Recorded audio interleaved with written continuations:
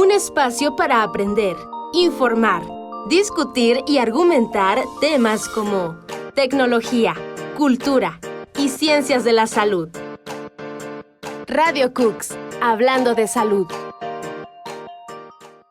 Muy buenas tardes, bienvenidos a Radio Cooks, hablando de salud, el podcast de divulgación científica del Centro Universitario de Ciencias de la Salud en su segunda emisión. Este es el segundo podcast que se transmite desde el Centro Universitario de Ciencias de la Salud y el día de hoy vamos a hablar de algo que es muy importante, que está formando parte del contexto no solo nacional sino internacional, que es el coronavirus o COVID-19. Y para esto tendremos una serie de invitados expertos del Centro Universitario de Ciencias de la Salud y de diferentes instancias que nos van a compartir información precisa para que todas las personas que nos escuchan puedan tener una visión más cercana y un contexto más cercano a lo que es el coronavirus.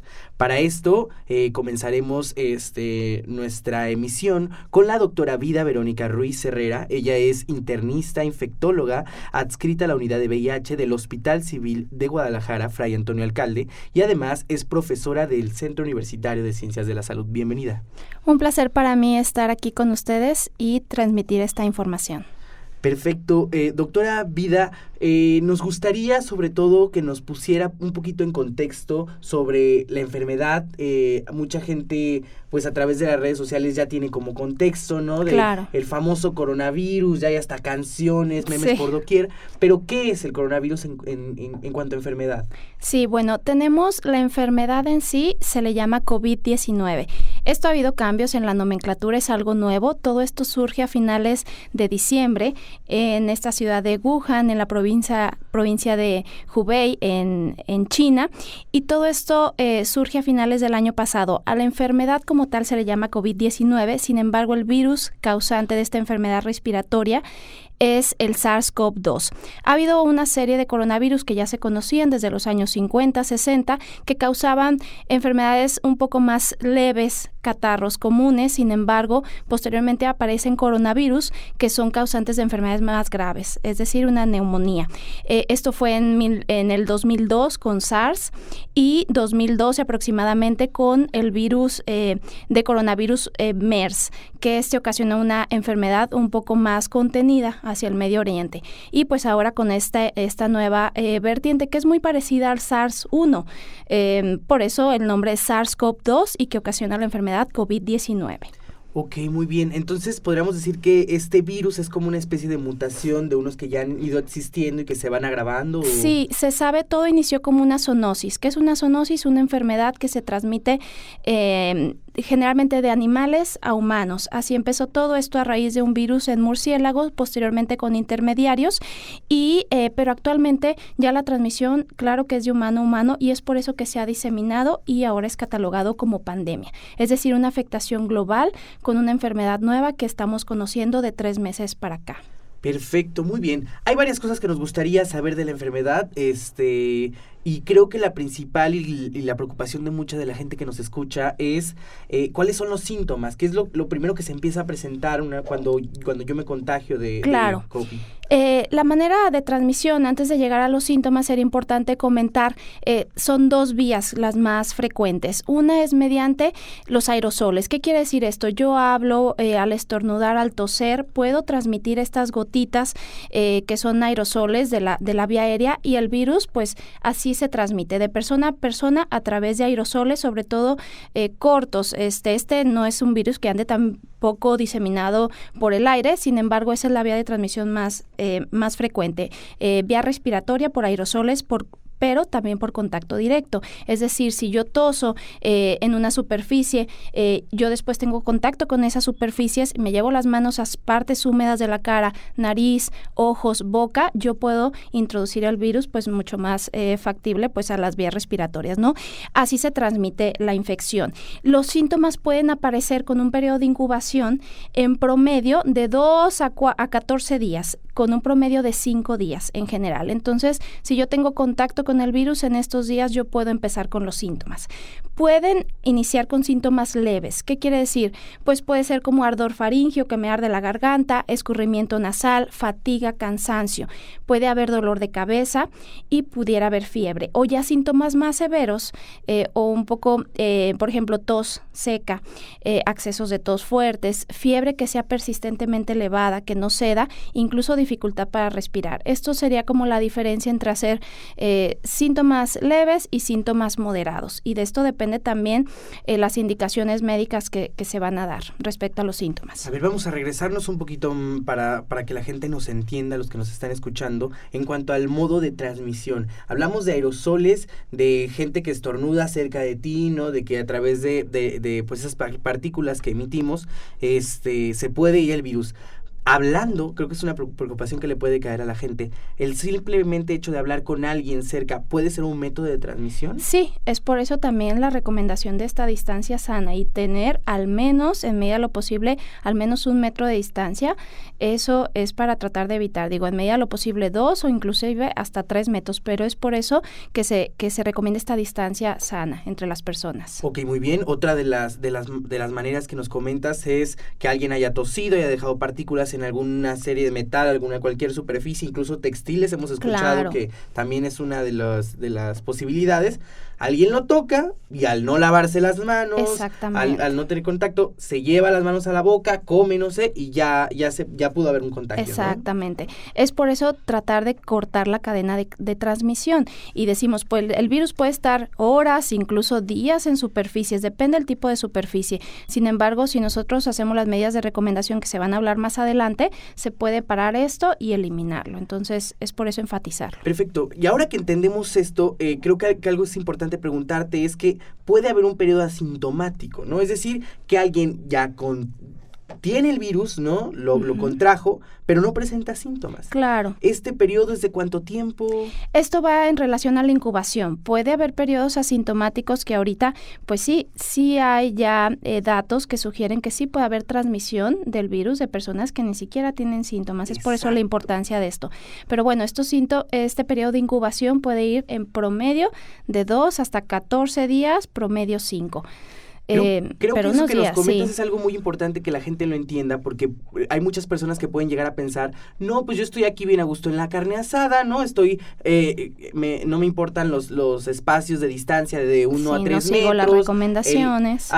Porque nadie aquí está enfermo. O sea, nadie aquí tiene síntomas, nadie trae gripe, nadie está tosiendo, entonces somos un grupo de gente sana, pero no lo sabemos. Claro. O sea, puede que haya ya estarse incubando el virus. Exacto. Y que no darnos cuenta. Y ese periodo de incubación puede ser también propenso para ser transmitido. Sí, es por eso todas las recomendaciones. Ok, eso es muy importante que lo sepa la gente, ¿no? Para que tenga una conciencia de que a lo mejor no estamos exagerando, ¿no? Claro. O sea, te puedes contagiar de alguien que ni siquiera pareciera que estuviera enfermo. Claro, ¿no? y es por eso también recomendaciones, por ejemplo, personas que vienen de viajes, vienen llegando de países con alta prevalencia, aunque estén asintomáticos, se está sugiriendo el aislamiento, hacerlo a conciencia, quedarse en casa, tratar de reducir el número de contactos con los que se está pues en estrecho contacto. Perfecto, doctora. Bueno, ahora que entendimos todo este contexto, me gustaría que nos adentráramos todavía un poquito más en el tema de los síntomas, ¿no? Sí. Estos síntomas que nos comentan, para mí, quizá para mucha gente,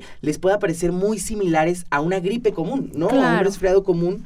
Y a veces, para no generar pánico, mucha gente nos pregunta sobre ¿y cómo lo diferencio? O sea, ¿qué tengo que hacer, no? Si de repente empiezo a toser o empiezo con fiebre, ¿qué hago, no? ¿Ya tengo coronavirus o qué es lo que pasa ahí? Sí es complicado diferenciarlo solamente por la clínica.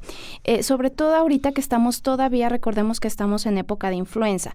Quizá cuando baje la temporada de influenza tengamos menos casos que ya van un poco hacia la baja. Entonces, obviamente, si ya tenemos pacientes pacientes con esta enfermedad respiratoria, probablemente sí solamente estemos sospechando en coronavirus, sí puede ser, pero es difícil hacer la diferenciación, es por eso también que estamos insistiendo en hacer pruebas.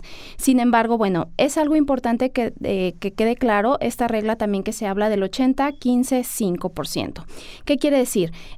Sí se considera que una gran parte de la población nos podemos infectar por este nuevo coronavirus. Sin embargo, 80-85 incluso por ciento de la población no van a ser síntomas severos. Van a ser, pues sí, como una gripa, síntomas leves como los que ya comentamos, escurrimiento nasal, tos, si pudiera haber dolor de cabeza, fatiga, inclusive fiebre.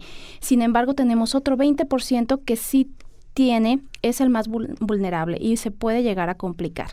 Ese 20% es el que generalmente en los estudios que ya sabemos que se han hecho en China y otros países fuera de China, ese 20% sí va a buscar atención médica. Pueden requerir incluso aporte de oxígeno, medidas de soporte. Ahorita vamos a hablar del tratamiento, realmente no hay un tratamiento aprobado aún. Y el 5%, que es las personas que pueden llegar a unas fases más graves, con incluso necesidad de ingresar a terapias intensivas y tener apoyo con ayuda de un ventilador automático. Con esto que nos comentas del 80-15-5%, sí, ¿no? Estamos hablando de que hay gente que se puede contagiar de coronavirus, presentar síntomas muy leves y ni siquiera tener que ir al médico. Exacto, sí. Y entonces aquí la preocupancia sería que eso también son personas que pueden contagiar a más personas, ¿no? Claro. Entonces, lo que estamos recomendando, ¿cuáles son los más vulnerables? Esto también tiene que quedar claro, los factores de riesgo. Si yo tengo más de 60 años o tengo alguna otra enfermedad, sobre todo cardiovascular, hipertenso, diabético, enfermedades pulmonares como EPOC o asma, sí hay más probabilidad de que yo tenga, el 5%, exacto, ¿no? Complicaciones. Entonces, si tengo algunas de esas características y tengo los síntomas, sí se pide que sí, no hay que automedicarse y pues sí solicitar atención médica. Se puede iniciar desde atención médica vía telefónica para orientar y hacerlo de manera individual con médicos que van a estar respondiendo preguntas y claro, ya en casos pues de más de alarma sí acudir a médico. Ahora, si yo soy sano o joven, no tengo alguna otra enfermedad y tengo síntomas leves, la sugerencia ahorita sí es quedar en casa, estar en aislamiento, sí utilizar cubrebocas, estar con la higiene de manos y evitar pues en medida de lo posible tener los menos contactos para proteger a los más vulnerables. Eso que nos comentas nos lleva a hablar un poco sobre el tratamiento, ¿no? ¿Qué se está haciendo para tratar? Si bien es una enfermedad nueva, entonces no es como que ya haya un tratamiento predeterminado, pero antes de que me comentes esto del tratamiento, creo que vale la pena que nos platiques sobre el índice de mortalidad de esta enfermedad. Hay gente muy preocupada, ¿no? El ruido que hace a nivel mundial es extremo, ¿no? Pero por ahí pues, conocemos que no tiene un índice de mortalidad tan grave como otras enfermedades que ya han sucedido en el mundo. Incluso, sobre todo, por ejemplo, comparado con influenza se sabe que hasta el 15% pudiera ser de letalidad. Incluso con otros coronavirus que ya ocasionan neumonía como SARS y MERS, también tenían mortalidad del 8 y hasta el 30% respectivamente. Entonces, ahorita obviamente las tasas de letalidad van cambiando y esto es dinámico según el número de casos, andan oscilando entre 2, 3, actualmente van las más altas en 3.8. Sin embargo, cambia por la edad. Entonces, a mayor edad sí hay más mortalidad. A partir de los 50, 1.3. Sin embargo, si yo ya tengo más de 80 años, la mortalidad puede subir hasta el 14.8%. Esto que nos comentas es muy importante porque luego entonces tenemos a gente joven que dice, entonces, yo la tengo de ganar, ¿no? O sea, yo no soy tan propenso, no tengo ninguna enfermedad, soy joven, pero aquí el problema es que si tenemos gente joven escuchándonos, probablemente tenga gente adulta cerca de él, ¿no? Claro. Y si nos mostramos irresponsables, podríamos entonces terminar contagiando a alguien que sí realmente tenga un problema en caso de que se contagie de coronavirus. Claro, que es ahí la problemática donde se agrava, ¿no? Sí, entonces es por eso que pedimos esto. Parte de una conciencia es individual y es una responsabilidad. De aquí la prevención está en todos. Entonces, sí, ahorita vamos a hablar sobre más medidas de prevención, pero sí los invitamos a quedarnos en casa y seguir las recomendaciones oficiales. Perfecto, doctora Vida. A ver, háblenos antes de hablar de más medidas de esto, háblanos del tratamiento. Si bien no hay algo certero, ¿qué se está haciendo? ¿Cómo se está tratando el coronavirus? Claro, bueno, desde que inicia todo este problema en brote en China, claro que van adelantados y se están haciendo estudios. No hay nada ahorita que esté aprobado por la Organización Mundial de la Salud como tratamiento definitivo. Sin embargo, ya hay varios estudios con medicamentos antivirales. Se han intentado usar estudios in vitro, es decir, en pruebas de laboratorio, y ya hay unos ensayos clínicos en pacientes con estas enfermedades. Se han utilizado tratamientos, por ejemplo, que se utilizaron para pacientes que viven con VIH, como los inhibidores de proteasa, y actualmente medicamentos que se han utilizado para malaria o enfermedades reumatológicas que han tenido buenos resultados in vitro. Todavía no son concluyentes los ensayos clínicos en humanos, pero bueno, parece ser alentador que sí pudiéramos tener pronto algo ya definido. Vacuna no la hay todavía, pero ya también se empezaron los ensayos clínicos. De hecho, hace unos pocos días acaba de iniciarse la primera aplicación en un individuo sano. Hay que estudiarse las vacunas primero en personas sanas para evaluar seguridad, eficacia y que después puedan entrar otra fase para ya la distribución, aprobación, etcétera. Entonces, ojalá que sí tengamos pronto también una vacuna. Una duda sobre eso de las vacunas, doctora. Generalmente, ¿qué periodo tiene de creación una vacuna regularmente? Porque mucha gente ya vio en las noticias que ya hay, en China ya crearon una vacuna y creen que ya la van a tener mañana aquí en su casa. Se han agilizado los procesos. Tenemos ya también experiencia desde ébola, incluso SARS. Puede ir de meses. Si realmente se va esto haciendo lo más pronto posible, puede ser de 6 meses a un poco más de un año. Entonces, sí, quizá no se tenga esto en el periodo inmediato, pero sí esperamos tener pronto resultados, aunque sea preliminares, y que esto siga avanzando. Perfecto, doctora. En cuanto a este tema del tratamiento, para la gente que nos está escuchando, que a lo mejor en su casa empezó con síntomas de fiebre, de tos seca, y se les da por automedicarse, ¿cuál es la recomendación que usted nos da como infectóloga? Claro, bueno, lo principal sí es seguir las recomendaciones. Por ejemplo, si tenemos un número en Secretaría de Salud que se puede orientar. Se pide no automedicarse, pero bueno, sí hay tratamiento de soporte, que generalmente es el que tomamos cuando hay alguna infección respiratoria leve. Antiinflamatorios, analgésicos, pero sí se pide sí solicitar orientación médica, que puede ser desde vía telefónica. Se está ahorita ya avanzando también en telemedicina, y pues ya en casos más particulares con factores de riesgo o algún otro dato de alarma, acudir a su médico.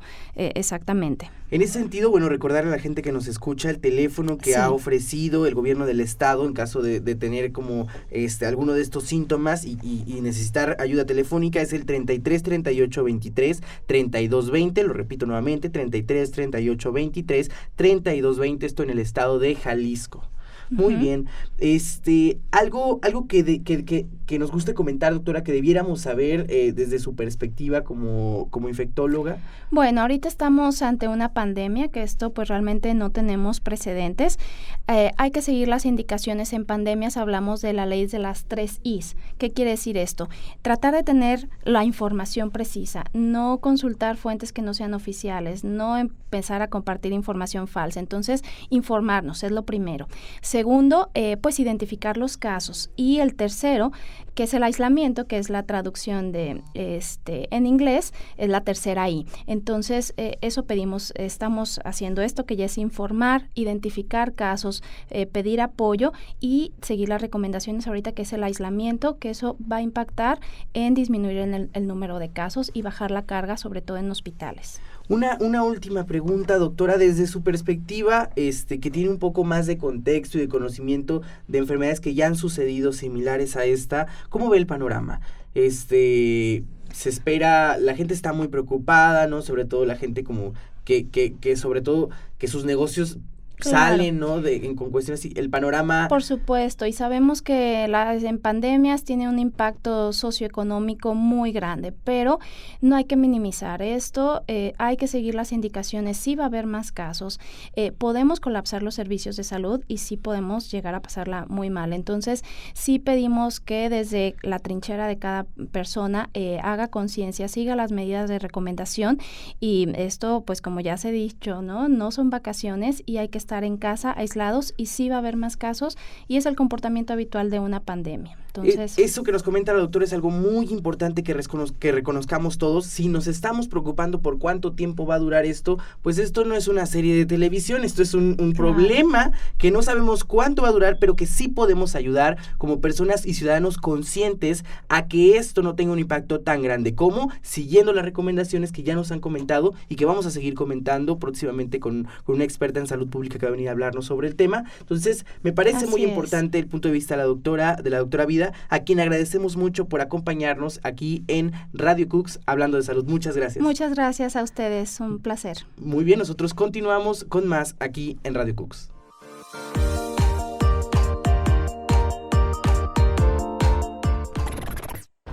Regresamos a Radio Cooks, hablando de salud, del programa de divulgación científica del Centro Universitario de Ciencias de la Salud, en esta emisión especial que tenemos acerca del COVID-19, el coronavirus. Hace un momento la doctora Vida nos estaba explicando sobre los síntomas, el tratamiento, las cuestiones médicas acerca del coronavirus, y hoy toca el turno a la doctora Norma Rubalcaba. Ella es jefa del Departamento de Psicología Aplicada aquí en el Centro Universitario de Ciencias de la Salud, y además es profesora, investigadora de aquí del Centro Universitario de Ciencias de la Salud, psicóloga, que nos viene a hablar acerca de estas cuestiones, el impacto psicológico que tiene. Como tenemos el contexto, estamos viviendo un momento que de alguna manera está generando un caos social, ¿no? La gente está asustada, ¿no? Y justamente tenemos aquí a la doctora Norma para que nos platique un poquito más a fondo acerca de este tema desde la perspectiva de la psicología. Bienvenida, doctora. Hola, Alonso, muchísimas gracias por la invitación. Y pues sí,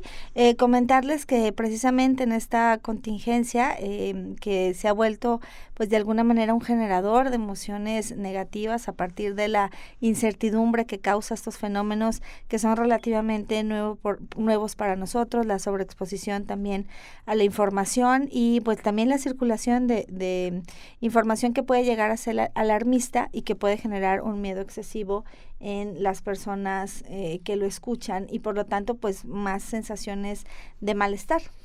Claro, doctora. Se han aplicado, y sobre todo en el estado de Jalisco, tenemos el contexto, se han aplicado ya medidas de fase 2 de la contingencia, ¿no? Ya sabemos que esto es una pandemia mundial, y todas estas medidas conllevan ciertas restricciones para la gente, es decir, cambiar de la rutina habitual de la que están acostumbrados. ¿Qué impacto tiene esto para las personas, doctora? Sí, especialmente pues la restricción que tenemos respecto a la distancia física que debemos de tomar con los otros. Yo, Alonso, quisiera aprovechar en ese sentido e insistir en que es una buena oportunidad para darnos cuenta cómo a través de nuestras acciones individuales podemos ejercer, impacto en lo que son las medidas colectivas para protegernos a todos de la salud. Efectivamente, muchos de nosotros estamos cambiando la rutina a fin de ayudar, ¿no?, al resto de la comunidad a mitigar el impacto que puede tener el virus. Esto, entre los elementos pues que se han desencadenado, como ya mencionaba hace un momento, es pues el miedo que esto implica, la incertidumbre, pero también a las personas que han tenido que quedarse en casa, pues también se desencadenan otra serie de emociones, como puede ser frustración, como puede ser enojo, ¿verdad?, tristeza ante las cuestiones que sentimos perdidas, y también incluso el tema de la desesperanza ante pues determinados fenómenos colaterales que se presentan ante esta contingencia. Y pues bueno, en la medida de lo posible, nuestra recomendación sería identificar qué es lo que a cada uno de nosotros nos genera emociones positivas. Tanto la teoría como la evidencia empírica en investigación nos habla que las emociones positivas, que son aquellas que están vinculadas a generarnos una sensación de bienestar, ayudan a disolver o a desbaratar las emociones negativas. Por lo tanto, también es una buena oportunidad para, estando en este confinamiento en casa, de reestructurar o restablecer, solidificar los lazos que tenemos con los miembros de la familia. Una buena oportunidad en específico sería el trabajo con los niños, que ellos ya pues definitivamente es importante que se estén quedando en casa, también como una manera de protección para ellos, y esta posibilidad de vincularnos a jugar con los niños, a leer con los niños, a hacer a rescatar alternativas de recreación diversión y de manejo del tiempo libre con ellos, no solamente les va a ayudar a sentirse también más seguros y protegidos, sino que al mismo adulto también le va a dar la oportunidad de ejercerse desde esta parte lúdica y ayudar a desbaratar emociones negativas. Yo creo que es uno de los elementos que ahorita tenemos la oportunidad de potenciar, estar con los niños, haciéndolos sentir cuidados, protegidos, vinculándolos también a estas tareas de autocuidado desde casa y ayudar, que sea la oportunidad pues para darle fuerza a esos vínculos. Ese tema que tocas es muy, muy importante porque ya tenemos conocimiento que los niños ya no pueden acudir a la escuela, ¿no? Están quedándose en casa, algunos padres incluso ya no tienen que ir a trabajar, están comenzando a hacer home office, ¿no? Ajá. Este trabajo en casa, y hay muchos padres que todavía les cuesta trabajo, como jugar con los niños, ¿no? Como me voy a sentar a jugar con él, ¿no? Pues toma tus juguetes y tú juega ahí, ¿no? ¿Qué les podríamos decir a los papás, ¿no? ¿Qué hacemos? Quizá toda esta pandemia es un momento para reconectar con los niños. ¿Qué consejo podríamos tener para ellos? Sí, efectivamente, pues darse esa oportunidad de estar con ellos, porque eso a la vez le va a ayudar a los adultos, que es muy importante destacar que al estar frente a los niños, la regulación emocional o la reparación emocional que pueda tener el adulto de sus propias emociones es importantísimo. Yo siempre que trabajo con papás les pregunto que si no se han dado cuenta de cuando ellos están de malas o enojados, tristes, los niños se comportan de manera que aumenta, digamos, esas emociones. Y yo lo que les digo es que los niños están permeables a la emoción que tiene el adulto y por lo tanto es importante que para que los niños estén tranquilos, contentos, sintiéndose seguros, es importante la regulación emocional del padre. Y justo como te comentaba, el hecho de que se permitan jugar, estar, también va a ayudar a solidificar y es una buena oportunidad para guardar recuerdos, para que cuando estos niños crezcan y platiquen la experiencia de lo que fue esta contingencia en su infancia, puedan también pues platicar lo importante que fue estar con papá o mamá. Interesante, estamos hablando entonces de factores positivos que puede traer como todo este confinamiento, el estar en casa, el jugar con los hijos, y que tú no lo comentas, o sea, no solo son factores positivos para los niños, ¿no? También el padre tiene ciertos beneficios de esto, pero hablando en ese sentido sobre los factores positivos que tiene el jugar con ellos, el utilizar este tiempo de manera provechosa, ¿no? ¿Qué nos podrías contar? ¿Qué pasa con los niños? ¿Qué respuesta? ¿Tiene una respuesta positiva? ¿De qué forma? ¿En qué les ayuda, no? Sí. A ellos que pues estés tú apoyándolos en este momento, que a lo mejor incluso el propio niño tenga dudas, ¿no? De qué está pasando. También en el sentido, ¿qué podemos hacer? ¿Les decimos qué está pasando? ¿Se los explicamos? ¿Qué hacemos, doctora? Es importante no sobreexponerlos a esta información alarmista, pero también es importante mantenerlos informados porque ya de entrada los niños tienen algunas dudas, inquietudes. Por eso es importante primero preguntarles si ellos tienen alguna inquietud al respecto, qué información han escuchado, para nosotros como adulto poderla poner esa información en su justa dimensión. Por eso también es importante pues acceder a las fuentes veraces, ¿no? Respecto a lo que es la información.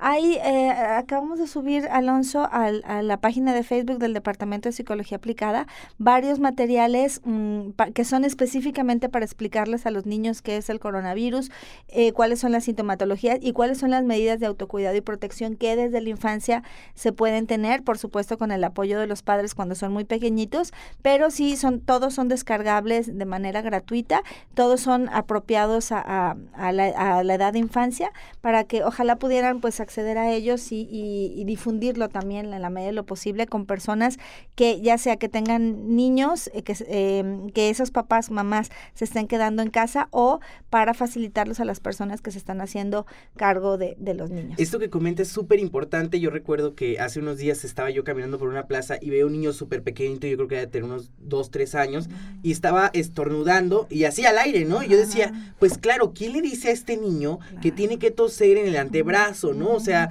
¿cómo lo enseñas? Y eso creo que es parte del trabajo que le corresponde a los padres de familia, ¿no? El a lo mejor decir, ¿sabes qué? Por todo esto que está pasando, ¿no? Entonces es muy importante que la gente que nos está escuchando conozca que hay materiales como este, ¿no? Que pueden acceder y a lo mejor de una manera más lúdica, más sencilla, poderle explicar a los niños algo que también deben de saber, porque también ellos se tienen que cuidar. También ellos no tienen que llevarse la mano a la boca, ¿no? Como nos comentaba la doctora Vida.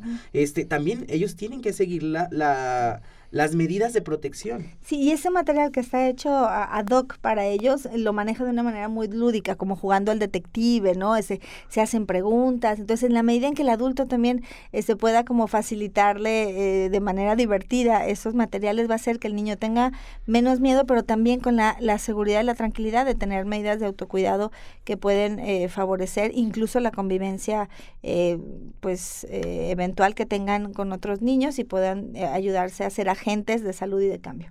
Excelente, doctora. Antes de que se nos acabe el tiempo, me gustaría que nos comentara un poquito sobre, bueno, hace un momento comentaba sobre emociones positivas y negativas, y creo que pues esta pandemia ha generado muchas emociones negativas en la gente, ¿no? Hay gente que está sintiendo desesperanza, que no sabe cómo va el panorama.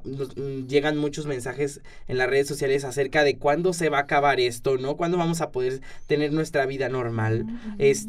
¿Cómo podemos decirle a la gente sobre este tipo de afrontamiento, ¿no? ¿Qué puede hacer la gente? Sí, es importante destacar que el distanciamiento que necesitamos es físico, Alonso, pero no el psicosocial, digamos, ¿no? Necesitamos sabernos que tenemos nuestra red de apoyo, que podamos compartir cómo nos estamos sintiendo, que podamos compartir cómo estamos afrontando y escuchar a los otros y saber que no somos los únicos que estamos experimentando estas emociones, rescatar todo lo que podamos, nuestro soporte social, porque eso a su vez va a ayudar a que nos reconstruyamos como tejido social. Es el darnos cuenta pues que nuestros vecinos, por ejemplo, si trabajan o no. Hemos llegado a un aislamiento que ha roto nuestro tejido social como país, como comunidad, y esa es una bonita forma de rescatarlo. A veces no sabemos ni quiénes viven alrededor de nosotros, ¿no?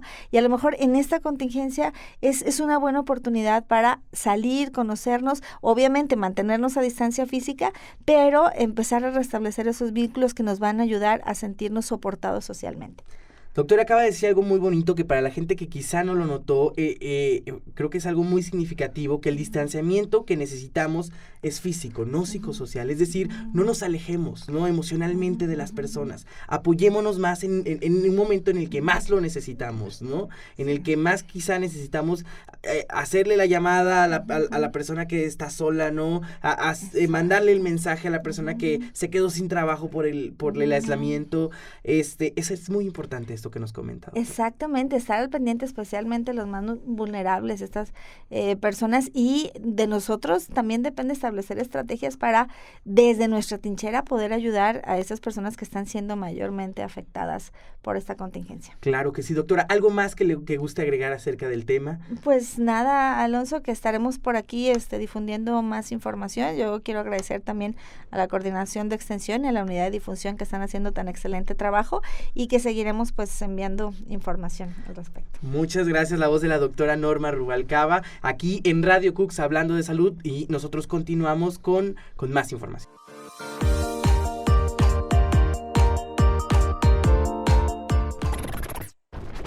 Estamos de regreso aquí en Radio Cooks hablando de salud, el programa de divulgación científica del Centro Universitario de Ciencias de la Salud, y vamos a cerrar este especial de coronavirus con el doctor Moisés Ramos Solano. Él es doctor en Ciencias Biomédicas y coordinador del posgrado de Microbiología Médica de aquí del Centro Universitario de Ciencias de la Salud, y además es miembro de la sala de situación por COVID-19 que ha armado el Centro Universitario de Ciencias de la Salud. El día de hoy, como se los comentamos al inicio del programa, hemos tenido expertos miembros de esta sala que nos han venido a platicar diferentes puntos importantes de conocimiento para la sociedad acerca de esta pandemia que estamos viviendo a nivel mundial. Entonces, bienvenido, Moisés, un gusto tenerte en el programa.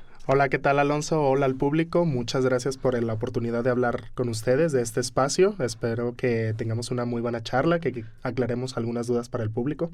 Ok, hemos estado hablando de muchas cosas el día de hoy, pero creo que algo que es muy importante que la gente rescate, y que nos puedas compartir, son las medidas de prevención, ¿no? Hay muchas medidas de prevención que se están tomando, son diferentes en diferentes lugares, lo sabemos porque la gente tiene acceso al internet desde diferentes puntos, pero ¿qué es lo que estamos haciendo en Jalisco y qué es lo que tiene que hacer la gente que nos escucha en Jalisco?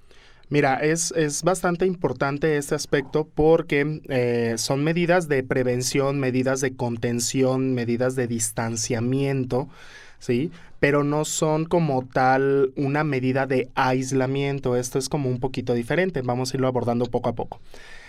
En esta cuestión hay que aclarar que tenemos que siempre consultar infografías validadas, fuentes de información válidas, porque de repente vamos a tener casos de por ahí las famosas fake news que no hacen nada ni abonan nada a una situación como esta. Pero vamos a ir un poquito hablando de cada una de estas. En cuestión de las medidas de contención o de distanciamiento, las vamos a llamar medidas de contención de la enfermedad. Es muy importante aclarar que la primera de ellas es que el gobierno determinó cerrar lugares en los cuales hubiera convivencia de más de 30 personas por más de 30 minutos. ¿Por qué? Porque este tipo de medida lo que hace es disminuir, en primer lugar, la cantidad de personas que están conviviendo en un área en específico, y que disminuye por mucho la probabilidad de contagio en lugares públicos, ya sea, por ejemplo, todos sabemos de un bar, un cine, un antro, qué sé yo, ¿no? Entonces, esa sería la primera, que sería disminuir esto. Incluso tengo entendido que ya muchos gimnasios ya cerraron, están con esta cuestión de aislamiento también, de la famosa cuarentena, como lo están manejando en redes. Y otra de las medidas que me gustaría mencionar, que es bastante importante, es el lavado de manos. No sé si ya lo mencionaste con alguno de los otros invitados. No lo hemos mencionado. De hecho, bueno, rescatando un poquito lo que nos dices, hay que recordar lo que nos comentaba la doctora Vida acerca del modo de dispersión del virus a través de los aerosoles, ¿no? Estas pequeñas partículas que salen de la boca al hablar, al toser, que se van dispersando, y es por eso que se amplía esta medida, digamos, no de aislamiento, pero sí de prevención, de quedarse en casa, todo este movimiento que pueden escuchar, pero ese es un punto importante, el lavado de manos, ¿no? Así es. Entonces, platícanos sobre eso. Sí, mira, el lavado de manos, ahorita la recomendación que hay es que tratemos de hacerlo de una manera profunda, que dure 20 segundos, que tratemos de lavar las dos manos, una con otra, entre los dedos, teniendo atención hacia las palmas de las manos, el dorso de las manos, los pulgares, y que tratemos de tallarlo. Por ahí, no sé, bueno, obviamente esto es un audio, no puedo mostrarles una imagen, pero es muy común que veamos por ahí ya en internet muchas imágenes de cómo el posicionamiento de las manos encontradas, tratando de hacer como un clic entre las dos manos al tallar, y todo esto. Entonces, ¿cuánto dura un lavado de manos adecuado? El lavado normal de manos que hacemos el público en general, pues, o sea, antes de una contingencia y todo esto, a veces dura hasta 2, 3 segundos, 5 segundos. Es un enjuagón, ¿no? Exactamente. Entonces, ahora la recomendación es que dure por lo menos 20 segundos, que sería el tiempo óptimo que han determinado para que podamos cubrir todas las áreas y que el jabón haga su efecto. A falta de jabón, perdón que te interrumpa, no, dime. A falta de jabón sería tratar de imitar esta misma técnica de lavado, pero con un gel a base de alcohol, y muy importante recalcar que como mínimo sea al 70%. Si es menos del 70%, la efectividad disminuye por mucho. Si tiene brillantitos, si tiene colorantes y estas cosas, baja muchísimo su efectividad. Bueno, eso es importante que la gente lo conozca. Hay que recordar que el lavado de manos es muy importante porque uno a veces toca superficies que pueden estar contaminadas con el virus. Entonces, antes de llevarnos las manos a la cara, a la boca, estamos previéndolo con el lavado de manos. Hay que poner mucha atención a estos puntos que nos comenta el doctor Moisés. Hay una pregunta también importante que te queremos hacer. que es sobre cómo detectamos que alguien tiene coronavirus. Tú como doctor en ciencias biomédicas, que tienes bastante conocimiento sobre el tema, ¿qué prueba se hace o cómo llegan a conocerlo? Bueno, por una persona que comienza a tener síntomas, se sabe que tuvo una exposición de riesgo y comienza con todo esto, pues lo primero que va a querer hacer es asegurarse si lo tiene o no lo tiene. Desde el otro punto de vista, cómo lo detectamos es a través de una prueba que se llama PCR, reacción en la cadena de la polimerasa. Suena un poco complejo, pero lo vamos a entender ahorita que lo explique. Nosotros lo que hacemos es tomar una muestra de las vías aéreas de la persona y esta muestra nosotros logramos separar de esta muestra los coronavirus que se encuentren en ella, si es que los hay. Si los hay, nosotros podemos, a través de una serie de experimentos, lograr generar varias copias de este virus para poder detectarlo y saber si está presente o no está presente. Y el resultado sería que se le entrega a una persona si es positiva o negativa para coronavirus. Es una prueba un tanto compleja porque se tienen que llevar a cabo muchos controles y una serie de pasos muy bien estructurados para evitar que el laboratorio dé un resultado positivo y que en realidad sea un falso positivo, negativo, ¿no? Claro. Que le llamamos un falso positivo. En ese sentido, ¿cuánto tardan en el laboratorio en realizar esta prueba? Bueno, ahorita al parecer lo que se está dando como tiempo de espera son 48 horas debido a la carga que hay. Hay una carga muy fuerte o solicitudes, pues, ya sea por lo privado o a través del laboratorio estatal. Hay que tener un poco de paciencia, ¿sí? De repente nosotros creemos que si ya vamos es muy rápido, como estamos acostumbrados en los análisis de sangre, que si vamos a cualquier empresa, nos los tienen de un día para otro, ni siquiera de un día para otro, en horas, en cuestión de horas, y nos mandan hasta el PDF al celular. Claro. Aquí no, aquí hay que ser un poquito más pacientes. Bueno, ahí está un dato curioso que es parte de lo fascinante de la ciencia que nos comparten los expertos del Centro Universitario de Ciencias de la Salud.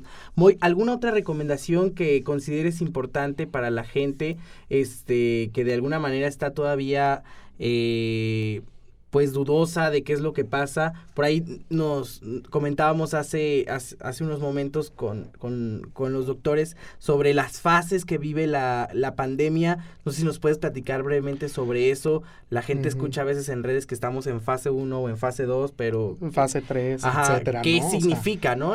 ¿Qué claro. significa todo eso? Mira, para empezar, ya el llamar una pandemia ya es como un nombre bastante fuerte. La gente se espanta con el puro nombre, pero bueno, hay que entender que a veces son definiciones que utilizan los expertos para tratar de montar medidas de contención. En cuestión de las fases, son escenarios que los expertos a nivel de gobierno o incluso aquí en la Universidad de Guadalajara a través de la sala de situación hemos adelantado o hemos previsto estos escenarios. Por eso se le llama, nos encontramos en fase 1, en fase 2 o en fase 3. Dependiendo de la cantidad de casos de coronavirus que se generen, es que se puede llegar a pasar de una fase a otra, pero esto lo determina la autoridad, ¿ok? Y con base en ese número de casos y la fase es que se hacen recomendaciones o se toman medidas de contención. Entonces, tenemos situaciones muy pesadas, como la que está viviendo Italia, en la cual ya la fase es una fase 3, ya es total contención, aislamiento y todo esto. Esperemos que aquí en México no lleguemos a eso. Pero lo único que sucede es entender que es posible que lleguemos a una fase que el gobierno tiene esta forma de hacer frente a una pandemia y lo único es acatar las órdenes por parte de las autoridades. No hay que tener miedo, hay que perder ese pánico. Es importante eso que nos comenta el doctor Moy, hay que perder el pánico, sobre todo algo que no hemos hablado, pero que es importante en las compras de pánico, ¿no? Que se están viendo en la ciudad. Hay que informarnos, creo que esta cápsula del día de hoy fue muy importante para brindar información varia acerca del coronavirus con los expertos de la Sala de Situación de Salud por COVID-19 del Centro Universitario de Ciencias de la Salud. Te agradecemos, Moy, y agradecemos a todas las personas que nos escuchan a través de Radio Cooks hablando de salud. Muchas gracias a todos. Radio Cooks, hablando de salud.